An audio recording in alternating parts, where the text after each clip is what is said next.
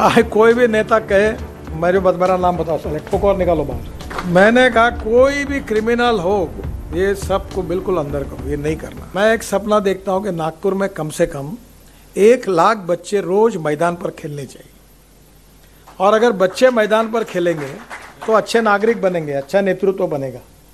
नहीं तो दिन भर बीड़ी सिगरेट फूकना, इधर जाके छपाटीगिरी करना, क्रिमिनल, बहुत गंदगी की बातें हैं। और बाबा ताजुद्दीन बाबा का उर्स हम लोग मना रहे हैं, मुझे बहुत खुशी है। इस बार कल डीसीपी हमारे बहुत अच्छे हैं, क्या नाम अपना उनका, नरूल हसन।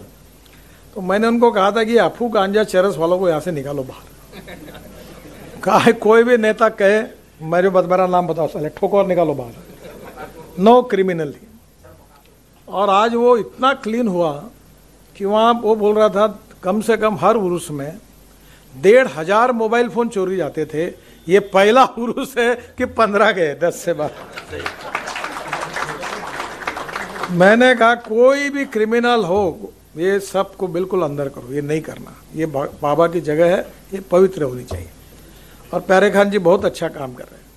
और मैंने उनको कहा उनको एक बात बताई, ये शेगांव में गजानन महाराज का ट्रस्ट है, उसके जो ट्रस्टी है चेयरमैन, इतना सुंदर ट्रस्ट नहीं है जो मैंने कभी देखा, बहुत अच्छा मैनेजमेंट है। वो ट्रस्ट की एक विशेषता है कि मैं जब जब दर्शन करता हूँ और बाहर आता हूँ, ट्रस्ट में बैठता हूँ, तब उसके जो अध्यक्ष थे अभी गुर्जर गए, उनका लड़का अध्यक्ष है, तो हमारे लिए चाय लाते थे। तो वो मंदिर में चाय भी पीते नहीं थे और पानी भी नहीं पीते थे, दिन भर बैठे रहते, पर मंदिर में चाय और पानी भी मंदिर का नहीं पीते थे। ये उनका डेडिकेशन था। तो मैंने ये प्यारे खान को कहा कि तुम्हारे तरफ से खर्चा है, पर ये यहाँ खाने वाला लफड़ा बंद करो। इतने लोगों ने पैसे खा लिए बाबा के पास के, बहुत बुरी स्थिति है, बहुत दुख का विषय। पैसे कमाना गुनाह नहीं है, पर ये पैसे का। और अब मैंने ये कोशिश कर रहा हूँ मैं कि 400 बेडेड का इंटरनेशनल स्टैंडर्ड का ताजुद्दीन बाबा के नाम से बहुत बड़ा अस्पताल वहाँ खोलना चाहिए। और हमारे समाज के जो गरीब लोग हैं, जो आप काम कर रहे हैं, सब निशुल्क होना चाहिए। अभी मैं कोशिश कर रहा हूँ, अभी तक मालूम नहीं, क्योंकि मैं इसमें बहुत सा काम करने की कोशिश करते रहता हूँ। एक कोराडी में हम एक अस्पताल बना रहे हैं। हमारे यहाँ कोविड में ये प्रॉब्लम ध्यान में आया कि हार्ट, लंग्स ट्रांसप्लांट होती है, लीवर ट्रांसप्लांट होता है, आंखें सब ऑर्गन्स ट्रांसप्लांट होते हैं, पर नागपुर में कोई व्यवस्था नहीं है। मेरा प्राइवेट सेक्रेटरी था मंडलेकर करके, उसकी तबीयत बिगड़ गई कोविड में, और जब हो गया तो डॉक्टर ने कहा कि सर ये कल का आखिरी दिन ख़त्म हो गया। तो मैंने कहा चलो प्रयास करने चाहिए। तो हमने स्पेशल प्लेन लाकर एम्बुलेंस से उसको चेन्नई लेके गए, MGM हॉस्पिटल में, और वहाँ वो अच्छा हो गया, अब एकदम अच्छा काम करता है, उसको नई जान मिल गई। तो हमारे यहाँ नागपुर में व्यवस्था नहीं है कि हार्ट ट्रांसप्लांट, लंग ट्रांसप्लांट, तो मैं केवल ये ट्रांसप्लांट करने वाला ही एक हॉस्पिटल, वो वहाँ की कीमत 30 लाख रुपए है। तो मैं चाहता हूँ फुकट में हो। तो अब ये बहुत अच्छी बड़ी बात है कि हमारे यहाँ काफ़ी डॉक्टर है। आज मेड़घाट में एक डॉक्टर मगर करके काम करता है। तो मैं जब ये कोविड के समय था तो हमारे यहाँ वेंटिलेटर नहीं थे, तो मैंने 500 वेंटिलेटर लाया, पूरे विदर्भ में अनेक अस्पतालों को डोनेशन में दिए। फिर ऑक्सीजन पैक, बाईपैक, ऑक्सीजन कॉन्सेंट्रेटर हजारों से लाए। तब ध्यान में आया कि हमारे पास कुछ व्यवस्था ही नहीं है। वो तो MBBS डॉक्टर को वो चलाना नहीं आता था, तो वीडियो पे ट्रेनिंग किया। मैंने 60-70 एम्बुलेंसेस लाई, वो दी। तब ध्यान में आया कि लोग मर रहे हैं, लोगों के पास सरकारी अस्पताल में जितनी अच्छी सेवाएं नहीं मिल सकती। और करसो तो एक बहुत अच्छा उदाहरण है, आंखों में आंसू आने वाला, कि हमने हमारी एक योजना में 40,000 लोगों को 40 करोड़ की सामग्री, किसी को व्हील चेयर, किसी को काठी, किसी को कान सुनने के यंत्र बांटे। और जब मैं वो मैदान पे गया, रेशमबाग मैदान पूरा भरा था और कोई चल नहीं पा रहा था, लंगड़ रहा था, उसको पैर नहीं थे। मैं अभी बीच में एक बार जब मैंने अपने WCL से 80 लोगों को जो स्ट्रेचर पर आए, और स्ट्रेचर पर आने थे, और फिर उनको भेजा, और जर्मनी से ऑटोबॉक्स कंपनी के पैर लगा दिए, और वो मेरे घर पर आए। एक बुलेट चला रहा था, एक फुटबॉल खेल रहा था और दौड़ रहे थे। तब मुझे उस दिन इतना आनंद हुआ कि मैंने बहुत हाईवे और टनल और ब्रिजेस बनाए जो वर्ल्ड प्राइड के हैं, पर मुझे उस दिन जितनी खुशी हुई उतनी किसी दिन नहीं हुई। अब मुझे बहुत खुशी है कि आप फाउंडेशन की तरफ से ये काम कर रहे हैं। और एक ही मेरी रिक्वेस्ट है कि जो सरकारी योजना में फुकट में काम होता है उसके लिए पैसा मत दीजिए, जो नहीं हो रहा है उसकी मदद करिए। और आप अस्पताल अच्छा कर रहे हैं पर छोटा कर रहे हो। देखो तुम चाहो तो मैं तुम्हारे साथ हूँ।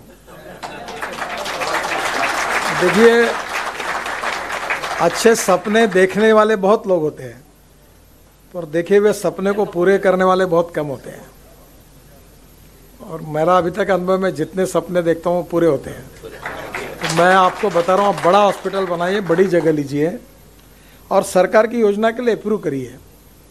और निश्चित रूप से हमारे समाज में, और दूसरा केवल एलोपैथिक पर मत जाइए। आयुर्वेद है, यूनानी है, योग। मैं रोज प्राणायाम करता हूँ। 10 दिन में मैं अमिताभ बच्चन जी के यहाँ था, 1.5-2 घंटे बैठा था। तो मुझे पूछा उन्होंने कि तुम तो 10 साल यंग लग रहे हो। बीच में मेरी तबीयत ठीक नहीं थी, मेरा वजन 135 किलो था, अब 90 किलो पे आया। तो आप क्या करते हो? तो मतलब मैं रोज़ प्राणायाम करता हूँ। तो आज मैं इतना एनर्जेटिक हूँ कि मुझे कोई थकावट नहीं आती।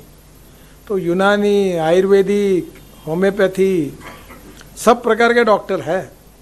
और देखो जिससे हमारा नेम लगेगा वो अच्छा।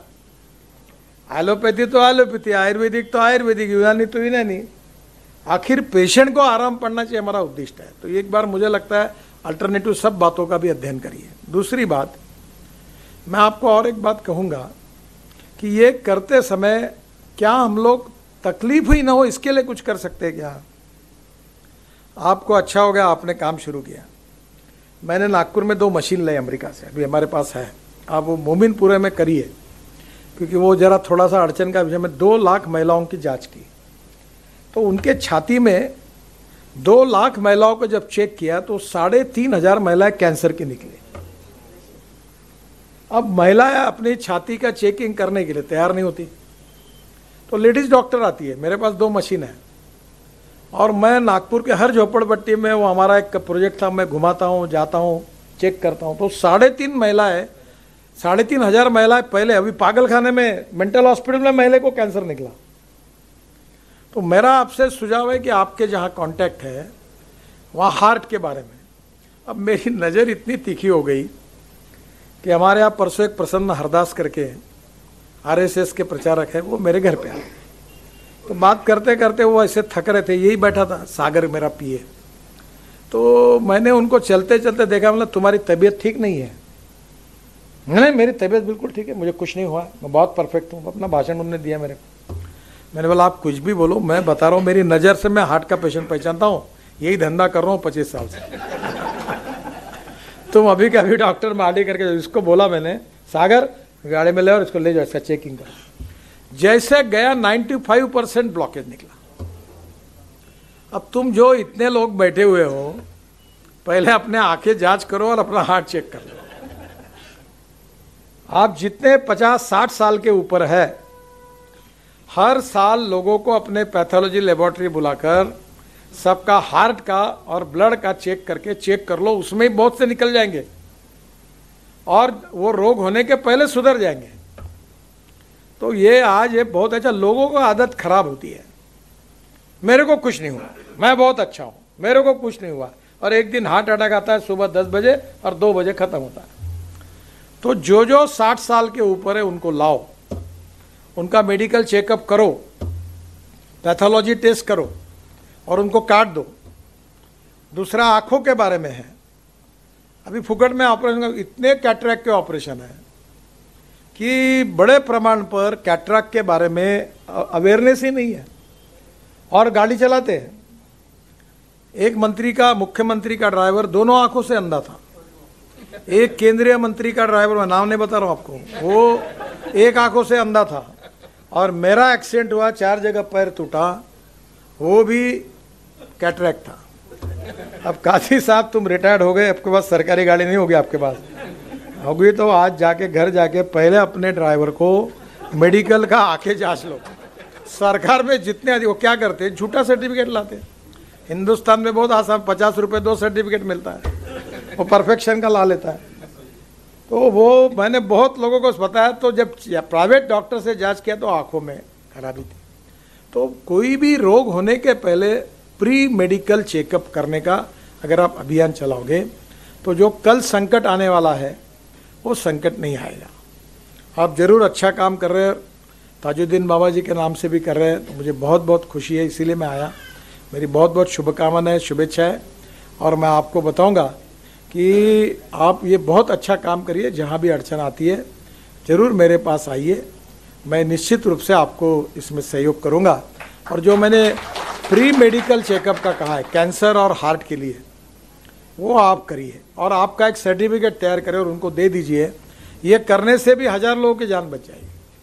क्या है, नॉलेज का अभाव, अज्ञान और अंधश्रद्धा दोनों के कारण बहुत नुकसान होता है, और इसलिए सभी प्रकार के विकल्पों का उपयोग करके आप ये जरूर करिए। और बाबा ताजुद्दीन बाबा, उनके आशीर्वाद से आपको इसमें अच्छी सफलता मिलेगी, और जो लोगों की सेवा करता है उसको सफलता मिलती है। मैं कभी अपना पोस्टर नहीं छापता, ना कटआउट छापता, ना लोगों को बताया जरूरत होगी तो वोट देना, नहीं तो मत देना, कोई फर्क नहीं पड़ता। तो देने वाला देता ही है, तो काम करते रहना चाहिए। आप काम करो, और काम करने पे लोग बहुत अच्छे हैं, लोगों को सब समझता है। और काम करते समय मेरी माँ मुझे अक्सर कहती थी कि आप काम करने के बाद उसका कभी प्रचार मत करो कि इनका फोटो छपाओ, इन्होंने ऐसा किया, ढकाना किया। मैं कभी नहीं करता। आपको ताज्जुब होगा कि कोविड के समय मैंने बहुत काम किया, कम से कम 100 करोड़ का साहित्य बांटा, पर मैंने कहा कि मैं प्रचार नहीं करूँगा, मैं बांटता रहा। और बांटते बांटते आपको बताता हूँ कि इतना वो वायरल हुआ, जिसको मिला उसने वायरल किया। तो मुझे देश भर में नॉलेज, लोगों को पता चल गया कि ये काम इन्होंने किया करके। रेमडेसिविर बनाया, फंगस के इंजेक्शन बन गए, एम्बुलेंसेस गई। ये डॉक्टर मगर की बात मैं कर रहा था मेरघाट में, जो एम्बुलेंस दी मैंने उनको, उन्होंने एम्बुलेंस में अभी तक 1000 ऑपरेशंस किए, एम्बुलेंस में, वहाँ कुछ भी नहीं है। तो आप जो कर रहे हैं बहुत अच्छी बात है। हेल्थ सर्विसेज एंड एजुकेशन, मुझे बहुत खुशी होती है, अंजुमन इस्लाम को मैंने इंजीनियरिंग कॉलेज दिया, नहीं कुछ तो मुस्लिम समाज के 8-10 हज़ार इंजीनियर बन गए। आज लड़की और लड़कियां इंजीनियर बने, अगर मैं वो नहीं देता तो बेचारे नहीं बन पाते, तो उनकी ज़िंदगी बन गई। अभी एक नहीं 10 इंजीनियरिंग कॉलेज चाहिए, मैनेजमेंट के कॉलेजेस चाहिए, और ये करेंगे तो समाज की तरक्की होगी। और एक स्पोर्ट्स और कल्चर, 2 बातों में भी आप कोशिश करिए, इससे समाज बनता है। जो खिलाड़ी है उनको खेलने के लिए अच्छे मैदान होने चाहिए, रात को 6 बजे के बाद बच्चे 2 घंटे जाने चाहिए, स्विमिंग टैंक होने चाहिए। इससे हमारी नई जनरेशन बनेगी। और कल्चरल प्रोग्राम जो होता है उससे इतिहास, संस्कृति और विरासत का पता चलता है, और उससे जो स्पिरिचुअल भी बातें होती है, वैल्यूज़ भी होती है, उससे भी समाज बनता है उन संस्कारों से। तो आप ये चारों बातों को इंटीग्रेट करके काम करिए। मेरी बहुत बहुत शुभकामनाएं, शुभेच्छाएं, धन्यवाद।